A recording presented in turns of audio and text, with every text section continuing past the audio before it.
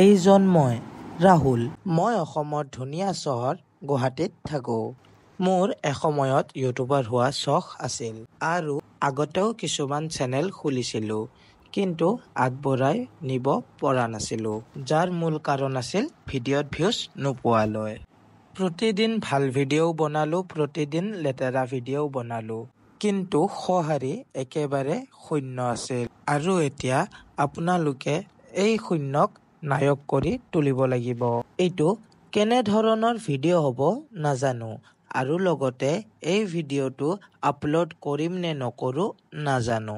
বহুত চিন্তা কৰাৰ পিছত এইটো মোৰ প্ৰথম ভ্লগ বনাইছোঁ। মই জানো যে এই যাত্ৰা অতি কঠিন হ'ব, কিন্তু যেতিয়া ভগৱান আপোনাৰ লগত থাকে আৰু আপুনি এজন কঠোৰ পৰিশ্ৰমী ব্যক্তি, তেতিয়া আপুনি আপোনাৰ কঠোৰ পৰিশ্ৰমৰ ফল পাব। এই সকলোবোৰ কথা মনত ৰাখি মই ব্লগিং আৰম্ভ কৰাৰ সিদ্ধান্ত লৈছোঁ।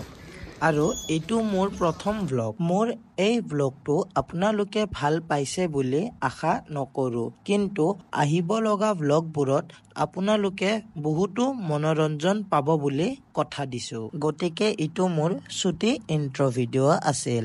যদি ভাল লাগিলে তেন্তে লাইক এণ্ড ছাবস্ক্ৰাইব কৰিব নাপাহৰিব।